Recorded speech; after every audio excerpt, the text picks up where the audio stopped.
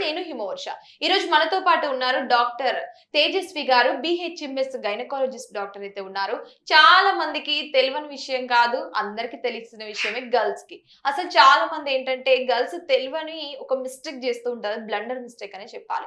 Periods issues ఏంటంటే అసలు periods రావడానికి టాబ్లెట్స్ ఏస్తారు. పీరియడ్స్ రాకుండా ఉండడానికి టాబ్లెట్స్ యూజ్ చేస్తారు. అసలు ఇలా యూజ్ చేయడం కూడా మంచిదా? కాదా? దీనికి ముందు ఏంటంటే అసలు పీరియడ్స్ రెగ్యులర్‌గా రావాలి అంటే ఏం చేయాలి? ఎలాంటి మెడిసిన్ యూజ్ చేయాలి? అసలు మెడిసిన్స్ యూజ్ చేయొచ్చా? ఎలాంటి ఫుడ్ తీసుకోవాలి? మంచి హెల్తీ ఫుడ్ తీసుకోవాలి. అసలు దీంట్లో కూడా హెల్తీ ఫుడ్ అంటే ఎలాంటి ఫుడ్‌ని అవాయిడ్ చేయాలి? ఇలాంటి మంచి మంచి క్వెషన్స్‌కైతే మనకైతే సమాధానం చెప్పడానికి మనతో పాటు సిద్ధంగా ఉన్నారు తేజస్వి గారు. మేడం నమస్కారం. నమస్తే అండి. ఎలా ఉన్నారు? బాగున్నాను. మీరు? చాలా బాగున్నాను. తేజస్వి గారు చాలా మంది గర్ల్స్ అయితే ఒక బ్లండర్ మిస్టేక్ చేస్తూ ఉంటారు కదా! అసలు పీరియడ్స్ రావడం అనేది అది కామన్ థింగ్. యాహ్!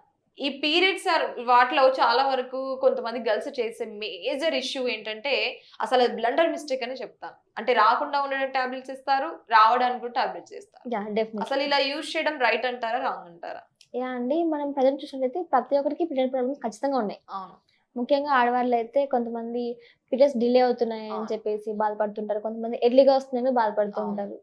ఇలాంటివని మనం మెయిన్‌గా ఏ ఏజ్‌లో చూస్తామంటే మెయిన్‌గా రీప్రొడక్టివ్ ఏజ్‌లో చూస్తాం. హ్మ్. అంటే 18 ఇయర్స్ నుంచి 35 ఇయర్స్ మధ్యలో వాళ్ళకి హ్మ్. ఇలాంటి ప్రాబ్లమ్స్ చూస్తూ ఉంటాం. వీళ్ళకే పీరియడ్స్ సరిగ్గా రాకుండా ఉండడం గానీ, లేదంటే ఓకే. కొ కొంతమందికి పీరియడ్స్ 1 మంత్‌లో 2 టైమ్స్ రావడం ఇలాంటివి చూస్తూ ఉంటాం. పీరియడ్స్ అనేటివి 21-35 డేస్ ఏ రోజొచ్చినా నార్మల్ అనమాట. హ్మ్. అంటే నార్మల్ సైకిల్ డ్యూరేషన్ అది. ఓకే. 21-35 డేస్. హ్మ్. ఈ మధ్యలో ఎలా వచ్చినా కూడా పీరియడ్స్ నార్మల్ కింద కన్సిడర్ చేస్తాం. హ్మ్. 21 డేస్ కంటే ముందొచ్చినా, లేదంటే 35 డేస్ కంటే తర్వాత వచ్చినా కూడా అబ్నార్మల్ కండిషన్. ఎందుకు ఇలా వస్తాయంటే, సపోజ్ లేట్‌గా వచ్చాయి. వాళ్ళకేముంటది? పీసీఓఎస్ ఉండొచ్చు.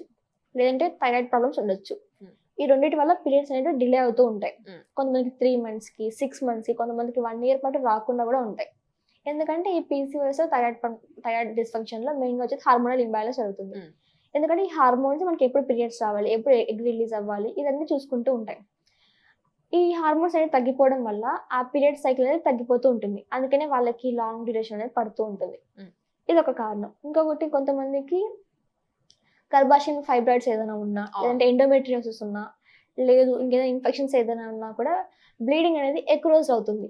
నార్మల్‌గా 3-5 డేస్ బ్లీడింగ్ నార్మల్. కొంతమంది 7 డేస్ వరకు చెప్పొచ్చు. హ్మ్. అంటే 5-7 డేస్ నార్మల్ బ్లీడింగ్. కొంతమందికి ఏదైనా ఇన్ఫెక్షన్స్ ఏదైనా ఉన్నా, ఫైబ్రాయిడ్స్ ఉన్నా కూడా ఆ బ్లీడింగ్ అనేది మోర్ థాన్ 7 డేస్ అవుతుంది.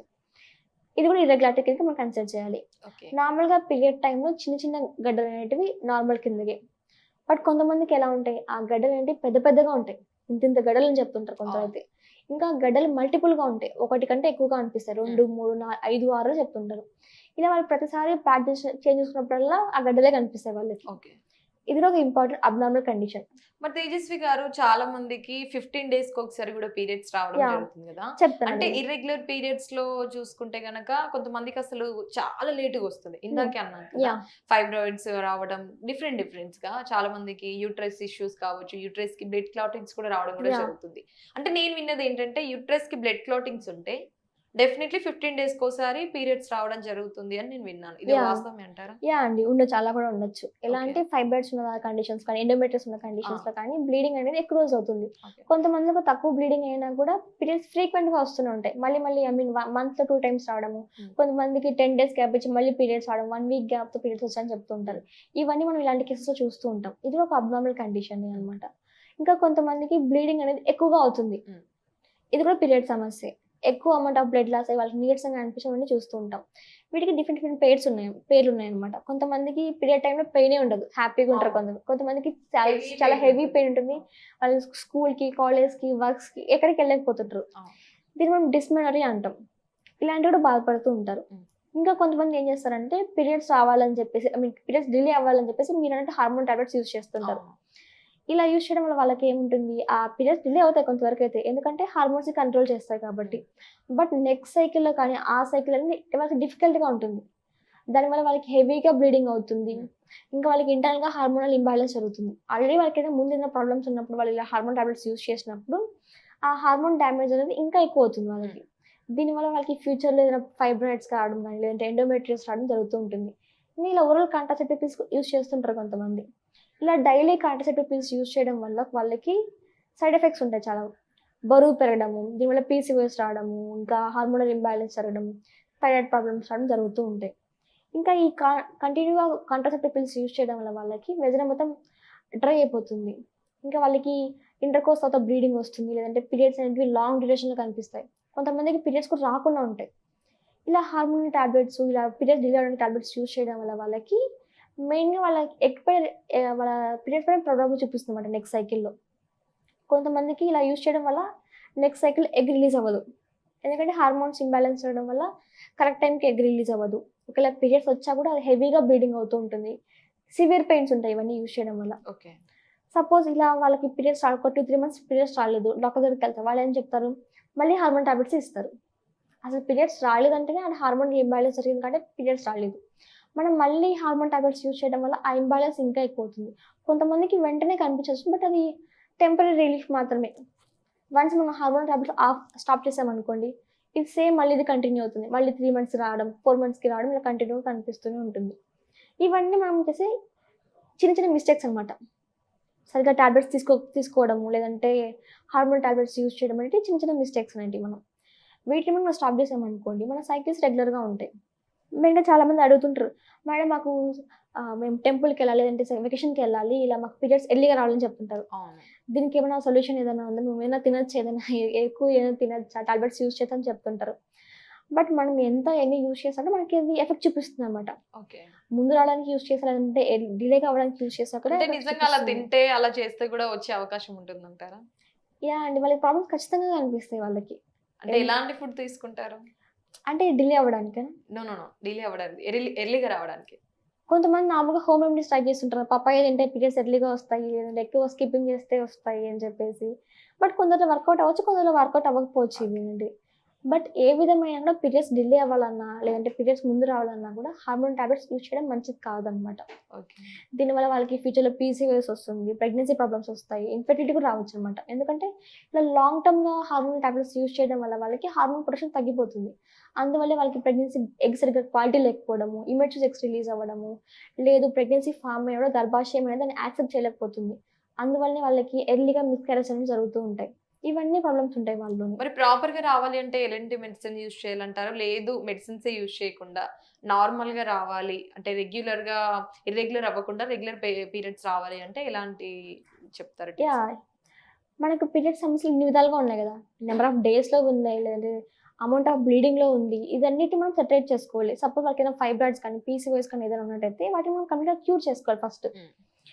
ఎందుకంటే హార్మోనల్ ఇంబాలెన్స్ వల్ల ఇవన్నీ వస్తున్నాయి కాబట్టి మెయిన్ ఫోకస్ హార్మోనల్ ఇంబాలెన్స్‌ని తగ్గించుకోవాలి. అది బ్యాలెన్స్‌డ్‌గా ఉండేలా చూసుకోవాలి. హార్మోన్స్ బ్యాలెన్స్ అయినప్పుడు పీసీఓఎస్ కంట్రోల్ అవుతుంది. అప్పుడు వాళ్ళకి ఎవ్రీ మంత్ ఎగ్ రిలీజ్ అవుతుంది. పీరియడ్స్ రెగ్యులర్‌గా వస్తాయి. సపోజ్ ఫైబ్రాయిడ్స్ కండిషన్సే ఉంది. ఈ ఫైబ్రాయిడ్స్ కేస్ ఏం చేస్తారు అందరూ చాలామంది టాబ్లెట్స్ యూజ్ చేయరసలు. మెనోపాజ్ వచ్చాక ఎన్ని పీరియడ్స్ ఆగిపోతే ఫైబ్రాయిడ్స్ కరిగిపోతాయిలే వాటంతకు అది అనుకుంటుంటారు. బట్ అలా అవును. ఉండదనమాట. ఇది ఏ విధంగా ఉంటదంటే ఫైబ్రాయిడ్స్ అనేవి చిన్నగా ఉన్నా కానీ, పెద్ద సైజులో ఉన్నా కానీ ఖచ్చితంగా ట్రీట్మెంట్ తీసుకోవాలి. ఓకే. ఇలా తీసుకోవడం వల్ల వాళ్ళకి ఆ ఫైబ్రాయిడ్స్ సైజ్ పెరగదు. కొత్త ఫైబ్రాయిడ్స్ రావు. దీనివల్ల వాళ్ళకి ఆ బ్లీడింగ్ కూడా కంట్రోల్ అవుతుంది. అందుకనే వాళ్ళకి ఆ పీరియడ్‌కి మధ్య బ్లీడింగ్ అని స్పాటింగ్ అంటాం దీన్ని. ఈ స్పాటింగ్ కనిపించడం లేదంటే 1 మంత్‌లోనే 2 టైమ్స్ బ్లీడింగ్ రావడం, పీరియడ్స్ రావడం అనేది కంట్రోల్ చేసుకోవచ్చు వాళ్ళింకా.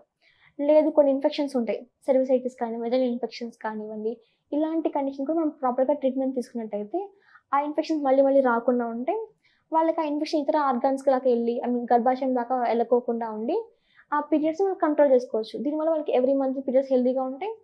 వాళ్ళకి అమౌంట్ ఆఫ్ బ్లడ్ లాస్ తక్కువుంటుంది. హ్మ్. అంటే నార్మల్‌గా ఎంత బ్లడ్ లాస్ అవ్వాలో అంత బ్లడ్ లాస్ అవుతుంది. ఎన్ని రోజులు బ్లీడింగ్ అవ్వాలో అన్ని రోజులు మాత్రం బ్లీడింగ్ అవుతుంది. హ్మ్. బట్ మనం దీంతో పాటు వీటితో పాటు మనం డైట్ కూడా ఇంపార్టెంట్ రోల్ ప్లే చేస్తుంది. ఓకే. డైట్ అంటే మనం తీసుకునే ఫుడ్, మనం చేసే హ్యాబిట్స్ అనమాట. ఓకే. స్మోకింగ్ అని ఆల్కహాల్ హ్యాబిట్ ఉన్నప్పుడు వాళ్ళకి ఈ సైకిల్స్ అంటే ఇర్రెగ్యులర్‌గా కనిపిస్తాయి. ఇంకా వాళ్ళకి సరిగ్గా ఫుడ్ తీసుకోకపోవడం వల్ల, బ్యాలెన్స్‌డ్ డైట్ లేకపోవడం వల్ల, మినరల్స్ కానీ, విటమిన్స్ కానీ, ప్రోటీన్ ఫుడ్ కానీ ఇవన్నీ సరిగ్గా తీసుకోకపోవడం వల్ల వాళ్ళకి హార్మోనల్ ఇంబాలెన్స్ అనేవి పీరియడ్స్ డిలే అవుతుంటాయి. ఇంకా స్ట్రెస్ ఫ్యాక్టర్. ఎక్కువ ఎక్సర్సైజ్ చేశాక లేదంటే ఎక్కువ స్ట్రెస్ తీసుకునే వారిలో కూడా పీరియడ్స్ అనేవి డిలే అవుతూ ఉంటాయి. హ్మ్. కాబట్టి మనం స్ట్రెస్ లెవెల్స్ తగ్గించుకుంటూ ఉండాలి. మరి ఓవర్‌ఫ్లో అయ్యే వరకు ఏం చెప్తారు? ఓవర్‌ఫ్లో అయ్యే వాళ్ళకి మెయిన్‌గా చెప్పాల్సిన వాళ్ళకి వాళ్ళ హిమోగ్లోబిన్ ఎంతుంది? వాళ్ళకి హిమోగ్లోబిన్ పర్సెంటేజ్‌ని బట్టి మెడిసిన్స్ యూజ్ చేయడం జరుగుతుందనమాట. సపోజ్ వాళ్ళకి 9 కంటే తక్కువుందనుకోండి. 9 కంటే తక్కువున్నప్పుడు వాళ్ళు అలోపతితో పాటు హోమియోపతి యూస్ చేయమని చెప్తుంటాం. ఎందుకంటే వాళ్ళకి 9 కంటే తక్కువ వాళ్ళకి సివియర్ అనీమియా వస్తుంది కాబట్టి ఈ టైంలో మనం రిస్క్ చేయకూడదు. కాబట్టి ఈ టైంలో వాళ్ళకి hormone tablets plus medicines use చేయమని చెప్తుంటాం. వన్స్ వాళ్ళకి ఆ హిమోగ్లోబిన్ లెవెల్ సెట్ అయిన తర్వాత కంప్లీట్‌గా హోమియోపతి ద్వారా వాళ్ళు క్యూర్ చేసుకోవచ్చు వాళ్ళు. ఆ హెవీ బ్లీడింగ్ కానీ, ఆ హెవీ బ్లీడింగ్ ఎందుకొస్తుంది? ఫైబ్రాయిడ్స్ కానీ, ఎండోమెట్రియోసిస్ కానీ, గర్భాశయ ఇన్ఫెక్షన్స్ ఏదైనా ఉన్నప్పుడు మాత్రం హెవీ బ్లీడింగ్ అవుతుంది. ఆ హెవీ బ్లీడింగ్ మొత్తం కంట్రోల్ చేసుకోవచ్చు మెడిసిన్స్ ద్వారా. ఇంకా వాళ్ళు సర్జరీ వరకు వెళ్ళకుండా న్యాచురల్‌గానే సైడ్ ఎఫెక్ట్స్ లేకుండా ట్రీట్మెంట్ తీసుకోవచ్చు. Yes ma'am. అసలు చాలా మందికి గర్ల్స్‌లో ఉండే మెయిన్ ఇష్యూ ఇదే అండి. అసలు ఇర్రెగ్యులర్ పీరియడ్స్, చాలా మందికి రెగ్యులర్ పీరియడ్స్ వచ్చినా కూడా రావడమే 15 డేస్‌కి ఒకసారి రావడము. మళ్ళీ తెలియక చాలా మంది టాబ్లెట్స్ కూడా యూజ్ చేస్తూ ఉంటారు. కాబట్టి వారందరి కోసం అయితే మంచి వివరణ అయితే ఇచ్చారు ma'am. Thank you ma'am. Thank you so much. నమస్కారం. నమస్తే. Fiticus Homeopathy